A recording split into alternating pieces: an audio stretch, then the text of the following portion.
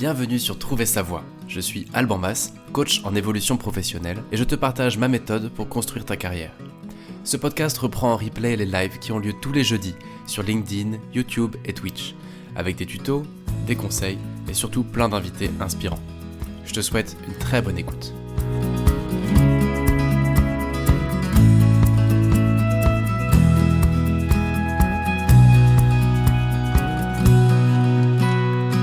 Bonjour à toutes, bonjour à tous, bienvenue pour ce nouveau direct de Trouver sa voie. Nous sommes le 28 septembre et aujourd'hui on va parler de comment quitter une prison dorée. Alors comme d'habitude, si tu me rejoins sur LinkedIn, sur YouTube, sur Twitch, n'hésite pas à faire un petit coucou dans les commentaires, je saurai que tu es là. Et puis sinon, pour tous les autres en replay, merci de votre fidélité. Je me suis rendu compte que ça faisait longtemps que j'avais pas stressé avant le début d'un épisode.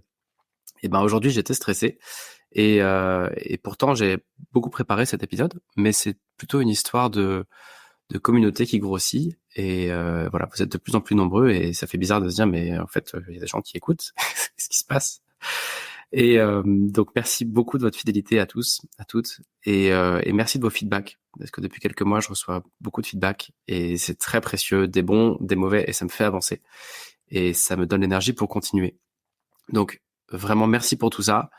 Et puis moi, je vais essayer de pas trop stresser et de continuer à faire mon job. Alors, pourquoi cet épisode? J'aime bien à chaque fois introduire le pourquoi du comment. J'avais pas de sujet. Il y a encore quelques jours et je me suis dit, en fait, je sais pas trop de quoi on va parler aujourd'hui. Et je suis parti de mes clients, de ce qu'ils vivent et de ce qui peut les bloquer. Et en repensant à mes clients, je me suis dit, en fait, c'est un scénario assez habituel quand même d'avoir quelqu'un qui me dit « Je suis coincé dans mon confort, je suis coincé dans ma boîte, je peux pas changer, la marche est trop haute, je suis dans une prison dorée. » Et comme c'est quelque chose qu'on travaille ensemble, un peu comme ça au feeling, je me suis dit, non seulement ça me servira là pour cet épisode à présenter ce sujet-là, et puis aussi ça m'obligera à aller un peu plus loin dans mon accompagnement, en faisant quelques recherches et en réfléchissant vraiment au fond du sujet.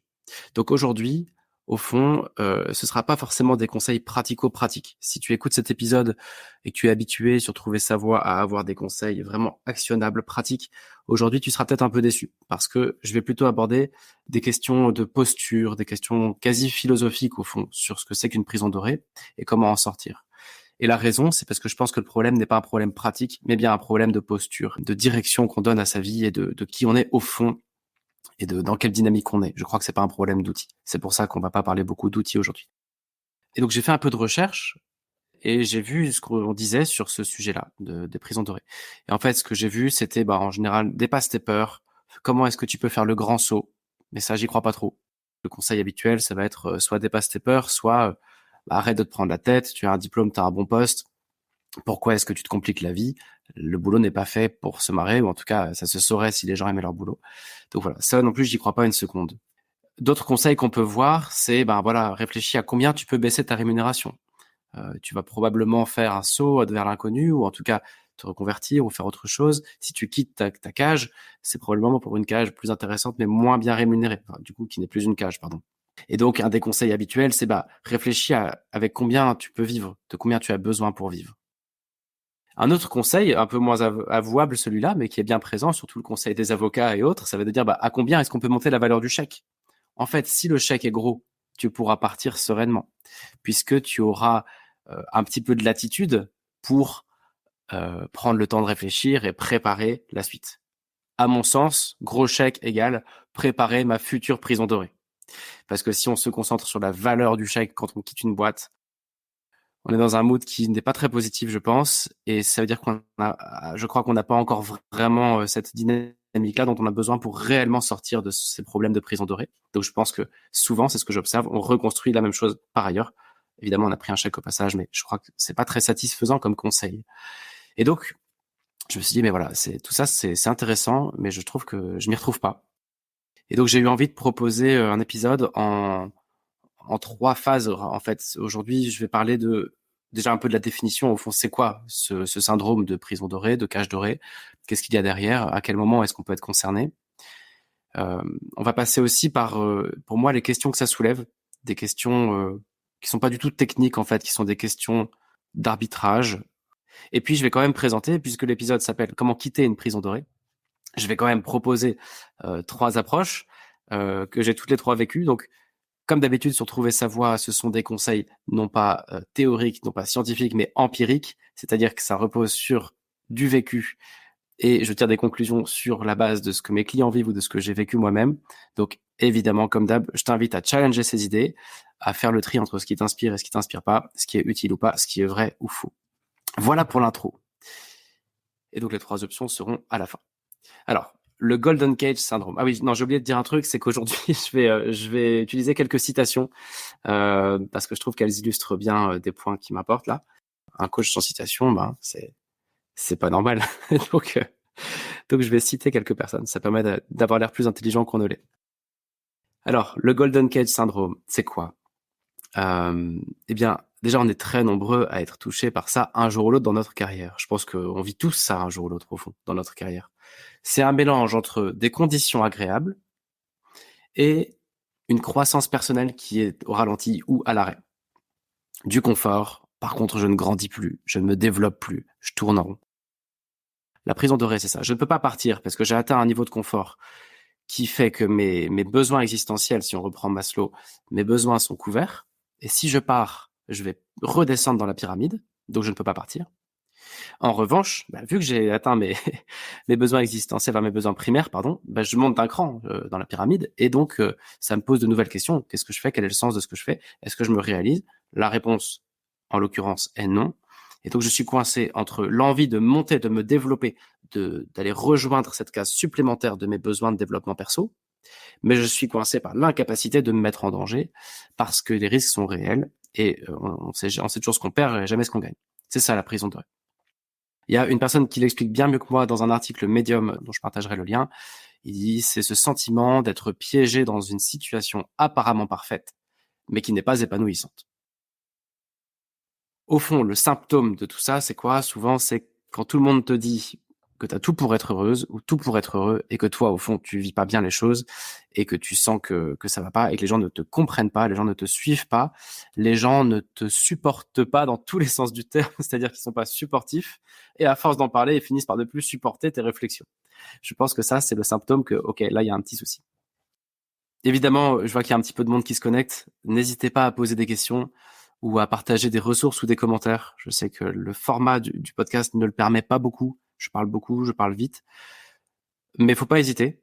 C'est pour ça aussi qu'on le fait en direct. Donc voilà, bienvenue à vous et puis n'hésitez pas à commenter ou poser des questions ou apporter des ressources.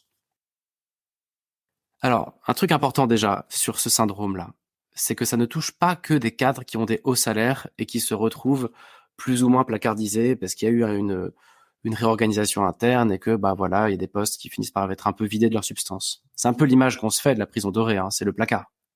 Plutôt pour des cadres, dans des bureaux, etc., dans des entreprises. Je peux vous dire que, après avoir accompagné pas mal de monde, ce syndrome-là, il touche absolument tout le monde, hein. C'est pas du tout un truc de salarié, par exemple.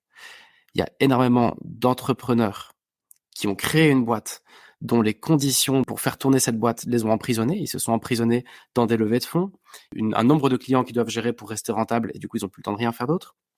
Ou sur un secteur qu'ils trouvaient intéressant, mais en fait, ce secteur, intéressant financièrement, mais il ne les remplit pas humainement. Et donc, ils disent, voilà, je peux pas quitter ma boîte. Donc, c'est vrai pour les entrepreneurs, c'est vrai pour les freelances, pour certains entrepreneurs, pour certains freelances. C'est vrai, évidemment, pour des salariés qui s'ennuient, et qui ont des bonnes conditions de travail. C'est vrai un peu pour tout le monde. En fait, le sujet n'est pas d'être salarié ou pas. Donc, si tu entends cet épisode et que tu te dis, je suis un peu dans une prison dorée, il faudrait que j'entreprenne. Je crois que déjà, on est un peu hors sujet. Peut-être qu'il faut bien que tu entreprennes, mais pour moi, c'est 2 choses qui sont parallèles. Autre idée reçue sur tout ça, c'est que c'est pas une question de revenus, ni de confort. Quand j'accompagne des personnes qui ont des revenus très faibles, mais ils sont tout aussi, voire beaucoup plus bloqués que des personnes qui ont des revenus très élevés. Et souvent, on a l'impression que au plus la prison est dorée, au plus elle est bloquante. Mais pas forcément. C'est très relatif tout ça.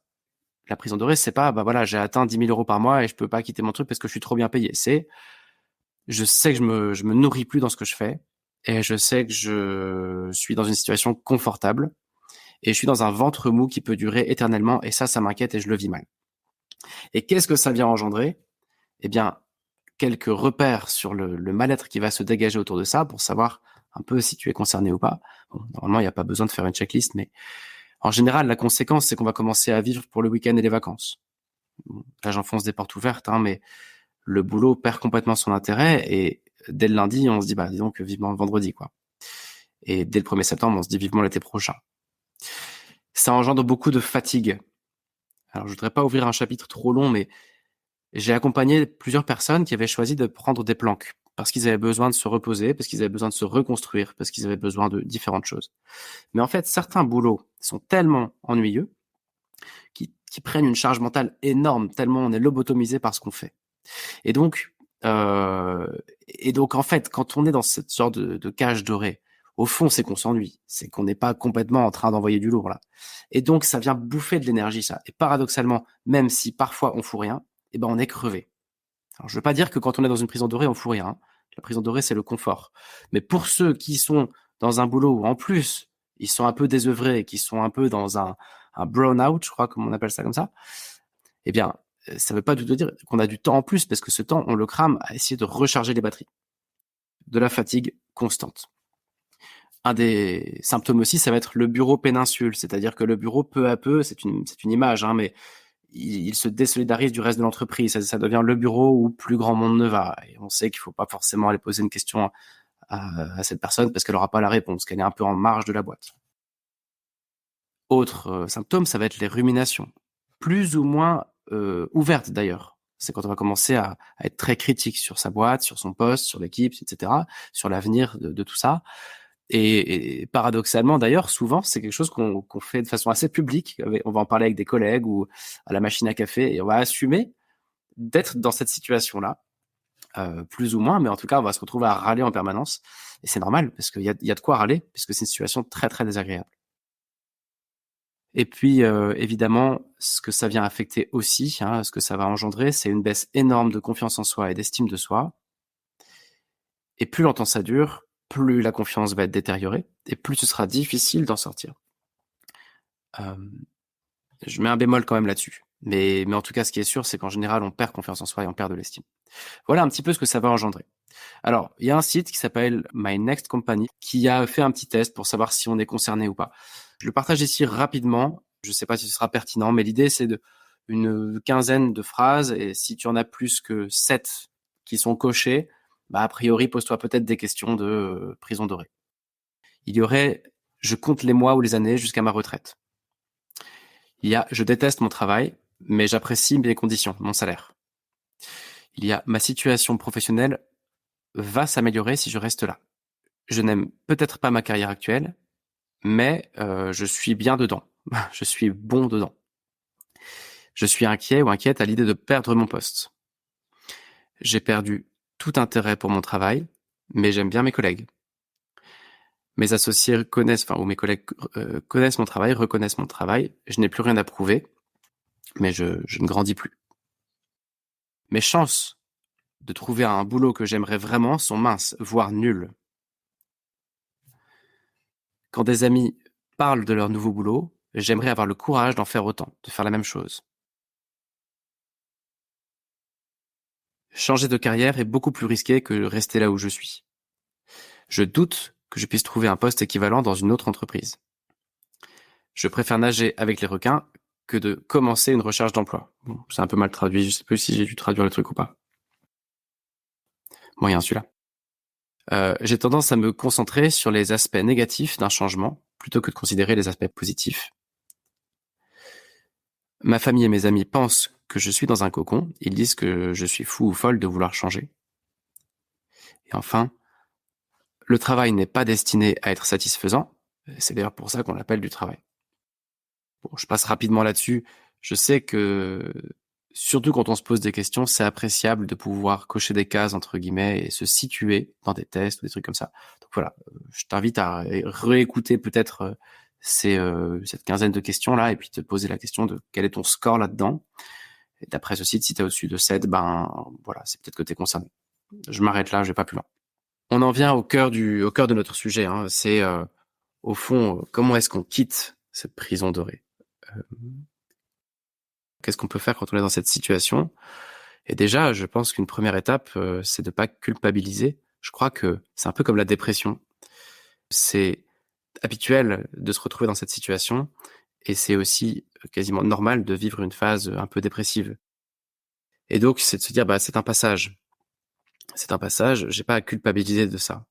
Je me suis retrouvé dans cette situation, on va y revenir, mais il y a pas de culpabilité à avoir par rapport à ça, je crois. C'est plutôt qu'est-ce que je vais en faire. Et donc les questions que ça soulève, c'est quoi? Pour moi, c'est un premier débat que j'aurais envie d'appeler confort versus intensité.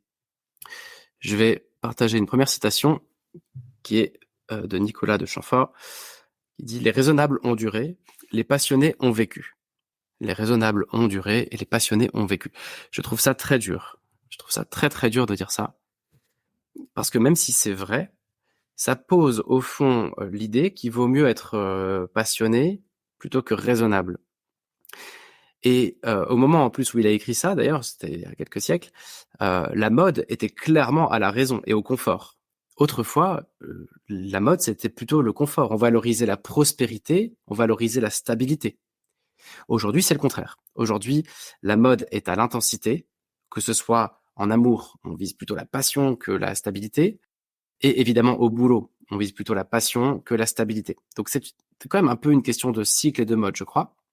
Donc une première question que ça soulève, cette citation-là et ce débat confort versus intensité, c'est au fond, quelle place toi tu veux donner au confort. On peut pas avoir les deux en fait. J'ai un ancien client qui m'a contacté en voyant le titre de l'épisode en me disant j'ai fini par changer. Je sais qu'il a changé un an ou un an et demi de boulot. Il était vraiment dans un truc très très confortable, cadre dans une très grosse boîte, et puis il part maintenant sur quelque chose de plus entrepreneurial où il se forme en tant qu'artisan. Il m'a écrit pour dire waouh, j'en bave quoi, c'est chaud. Mais oui, c'est chaud. L'intensité, ça pique. L'intensité, c'est intense. Il y a des hauts très hauts et des bas très bas. Et donc, on n'a jamais les deux à la fois, je crois. On a soit une vie confortable, soit une vie intense, soit un peu un mélange des deux. Mais si on veut beaucoup de confort, on n'aura pas beaucoup d'intensité. Si on veut beaucoup d'intensité, on n'aura pas beaucoup de confort. Une première question à se poser, c'est, au fond, est-ce que c'est si grave ce que je vis? Je sais que c'est la mode, l'intensité dans la carrière, mais est-ce que c'est si grave? Est-ce que j'ai pas besoin de confort pendant encore un an ou deux pour financer les études de mes enfants, pour je ne sais quelle raison d'ailleurs, pour je sais pas, pour acheter ma maison, pour des raisons perso? Est-ce que tu as vraiment besoin d'intensité aujourd'hui? Deuxième citation, Charles de Gaulle cette fois-ci, alors qui sonne un peu macho aujourd'hui et qui dit on ne fait rien de grand sans de grands hommes et ceux-ci le sont pour l'avoir voulu. On ne fait rien de grand sans de grands hommes et ceux-ci le sont pour l'avoir voulu. Bon, évidemment, il faut transposer femmes et hommes. Et ce que ça soulève pour moi, ça, c'est quand même qu'il y a un moment où il t'appartient de choisir. Il nous appartient à tous de choisir. J'ai besoin de confort ou j'ai besoin de sécurité. Et il y a un moment où il faut pouvoir trancher. C'est une décision. Faire des choses ambitieuses et y laisser une part de confort. Je crois qu'il y a une part de décision dans tout ça. Et c'est encore une fois un choix. Autre constat que je fais avec ce sujet-là, c'est que souvent, les gens qui se retrouvent dans cette situation, et moi c'était mon cas aussi, vont se poser la question jusqu'à où je peux réduire mon salaire. Je vais peut-être devoir changer de boulot ou de carrière. Comment est-ce que je peux réduire mon salaire? Jusqu'où est-ce que c'est acceptable? Et je crois que ça, c'est aussi un peu une folie. On n'est jamais trop bien payé. Pour moi ici, l'idée, c'est de dire que si tu te sens dans une prison dorée, il est hors de question que tu baisses tes revenus drastiquement. L'enjeu, c'est plutôt comment est-ce que je réussis à trouver un moyen, comment est-ce que je rentre dans une dynamique de construction, je deviens artisan de ma carrière pour me débrouiller, pour pouvoir stabiliser mes revenus, avoir les mêmes revenus, le même confort à peu près que ce que j'avais. Et ça, du coup, ça va être difficile, ça va être long et laborieux. Mais je crois qu'il y a un côté anormal à tout lâcher pour repartir à zéro, sauf quand c'est vraiment nécessaire. Et je crois vraiment qu'on peut se dire, voilà, je veux être coach. Aujourd'hui, je travaille en tant que vendeur dans une boîte et je veux être coach. Je sais qu'un coach, ça gagne pas bien sa vie. Mais ça dépend, pas tous les coachs. Il va y avoir des coachs qui gagnent bien leur vie. Regarde comment ils ont fait. Et puis, essaie de transposer ça. Et ne pars que quand tu as réussi à avoir le même niveau par exemple financier, que là où tu étais. Mais ça va demander du travail et du temps, c'est sûr. Le sujet pour moi, donc, c'est de dire qu'il y a un arbitrage à faire, toujours. Et que cet arbitrage, il n'est pas entre argent et pas d'argent, il est entre intensité et confort. Et qu'en revanche, sur l'aspect financier, il est toujours possible de bien gagner sa vie dans n'importe quel secteur, dans n'importe quel boulot. C'est juste que c'est plus ou moins laborieux et plus ou moins long. Et donc j'en viens à mes 3 pistes pour essayer de quitter une prison dorée. 3 façons possibles de voir les choses. 3 options possibles. J'essaie de filer la métaphore de la prison. Déjà, si on prend le cas d'une prison, la prison dorée, il n'y a pas de mur, hein. On est prisonnier de notre propre croyance, de notre propre confort. Donc je crois que le problème de la prison dorée n'est pas la prison. Souvent, quand j'ai des clients qui sont dans des situations comme ça, très confortables, et qui me disent qu'ils sont coincés, ils vont se focaliser sur les conditions de travail. Ben voilà, dans ma boîte, tu vois, j'ai 10 semaines de congés payés, j'ai tel salaire, etc., etc., etc. On va se focaliser sur la prison. Je crois, alors ça peut se débattre, mais c'est mon avis, je crois que le problème n'est pas du tout un problème de prison. Ce sont ni les congés payés, ni le salaire, ni je ne sais quoi. Je crois que c'est juste que notre assertivité, quand on se retrouve dans cette situation, c'est qu'on s'est laissé un peu vivre à un moment ou à un autre. Et que notre assertivité, notre capacité à être dans la vie, à être en mouvement, à être en action, à construire notre carrière, et ben ce muscle-là, il est atrophié en fait. On l'a laissé s'atrophier au fil des années, et parfois depuis très longtemps, et parfois depuis toujours. Parfois, on n'a jamais pris le temps de le muscler. Et que donc, la prison dorée n'est pas une cause d'un mal-être, mais la conséquence d'une atrophie.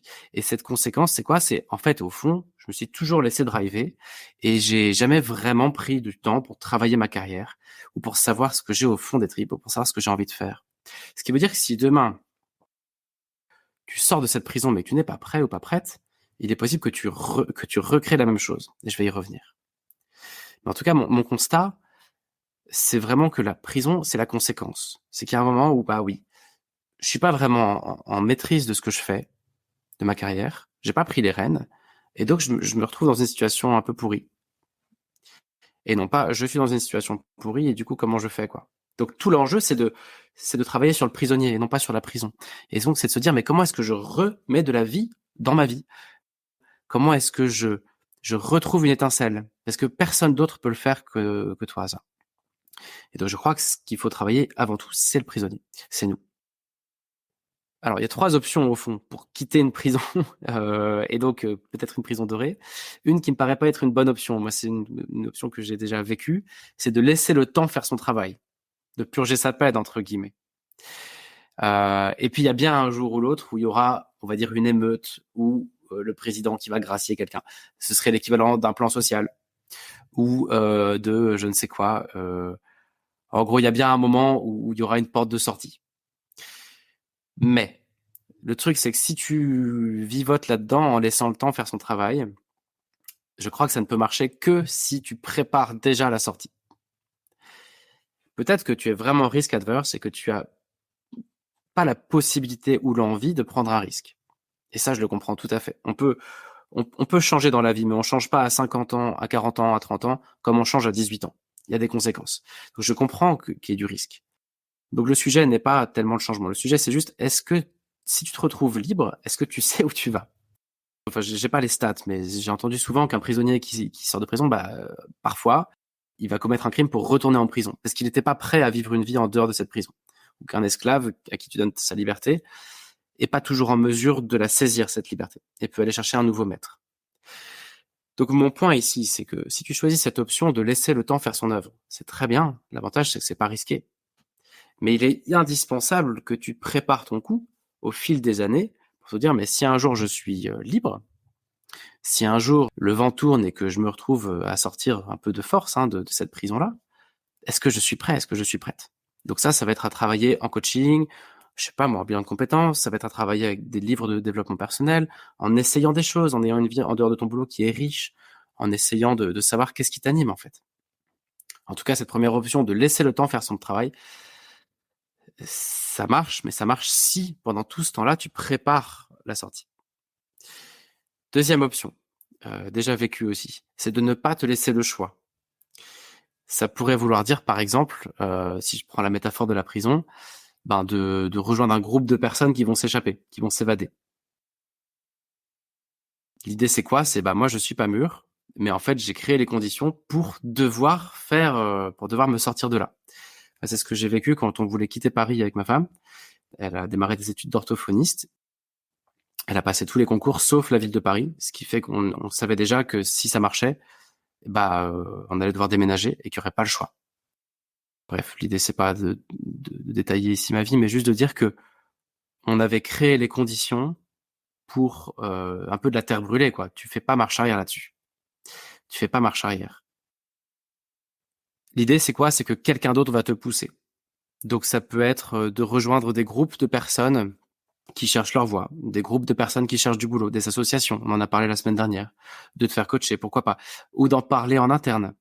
Ça peut être de sortir du bois en disant voilà, moi personnellement je m'ennuie, je vais pas bien, je me sens un peu emprisonné dans tout ça, comment on peut faire? Est-ce qu'il y a des axes d'évolution possibles? Est-ce qu'il y a des ressources qui existent?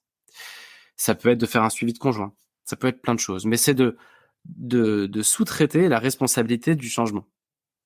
De dire voilà, moi j'ose pas, j'ai la trouille, mais du coup je vais créer les conditions pour ne plus me laisser le choix.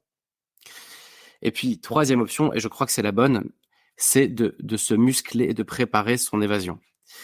Comme dans tous les films, quand t'as des gens qui vont s'évader, la première chose qu'ils font, c'est qu'ils recommencent à se muscler. Ils recommencent à être stimulés physiquement et intellectuellement. Ils re-rentrent dans une dynamique. Là où ils étaient dans une sorte de léthargie, eh bien, ils vont, comme ils ont un projet, le projet d'une évasion, ils vont recommencer à se muscler. Et donc, c'est ce que je t'invite à faire. De te dire, OK, je vais essayer d'identifier un cap pour la suite, qui me donnera une bonne raison de sortir. Et pour identifier ce cap, par exemple, je vais essayer d'aller rencontrer une personne par semaine, de déjeuner avec une personne par semaine. En tout cas, de faire des choses concrètes, un peu comme aller à la salle de muscu. Ça va être de rencontrer des gens qui font des boulots qui t'intéressent, de rencontrer d'autres personnes qui réfléchissent, de suivre des médias qui sont sur des trucs qui t'intéressent, de remuscler ton jeu. Faire en fait ce que t'as pas fait depuis un moment, c'est-à-dire de façon professionnelle, envisager d'autres pistes. Et pourquoi pas te faire aider pour ça. Donc de muscler ton jeu, de retrouver ton assertivité, tout en ayant ton boulot. Et donc quand on veut s'évader, je pense qu'il faut être assertif, il faut être musclé. Je pense qu'il faut une bonne raison. Donc pour moi, partir sans bonne raison, c'est un coup à revenir dans une autre prison. Donc je t'invite à continuer à muscler ton jeu jusqu'à avoir vraiment identifier la suite, quoi. Et puis après, il faut aussi attendre la bonne fenêtre de tir. Voilà, des personnes qui veulent préparer une évasion, parfois ils attendent 6 mois, 1 an, 2 ans, parce que c'est pas la bonne fenêtre de tir. Ils attendent l'alignement de planète où le gardien va faire ci et ça, etc. Et c'est pareil. Je t'invite à la fois à muscler ton jeu et à recommencer, à re-rentrer dans la vie, à faire des choses qui t'intéressent et à identifier des pistes qui t'intéressent et à être dans l'action, à rencontrer des gens qui font ça, suivre des cours, aller à des conférences, aller à des événements, re-rentrer dans la vie, muscler ton jeu, tout en attendant la bonne fenêtre de tir pour partir sans trop de danger. Et c'est-à-dire en essayant d'avoir, si possible, la même rémunération que là où tu es aujourd'hui. Et ça peut prendre du temps. Donc au fond, je t'invite à la fois à travailler sur non pas les conditions dans lesquelles tu es, mais sur toi et ton assertivité, et à te donner du temps. La personne dont je parlais tout à l'heure qui a changé, qui était dans une grosse boîte et qui maintenant est en train de se former pour être artisan, il y a eu 6 mois de réflexion ensemble. Il y a eu quasiment 1 an où il s'est musclé à côté de son boulot. Il est allé voir plein de gens. On lui a proposé plein de boulot dans l'intervalle d'ailleurs, parce que quand on va voir des gens, ça crée des opportunités. Et ça fait seulement quelques mois qu'il a vraiment embrayé. Et là, tout à l'heure, il m'a écrit pour dire « qu'est-ce que c'est dur !» C'est passionnant, mais qu'est-ce que c'est dur ! Et oui, oui, il a troqué du confort contre de l'intensité. Et c'est toujours comme ça. Et c'est là qu'il faut ne pas forcément trop complexer d'être dans une situation confortable. Ça a aussi ses avantages. Voilà, j'espère que c'était utile. Je vais mettre des ressources que j'ai trouvées cette semaine en préparant ce sujet. Et voilà, n'hésitez pas à commenter, n'hésitez pas à partager votre expérience. Rendez-vous la semaine prochaine pour un nouveau sujet. Et puis voilà, à bientôt.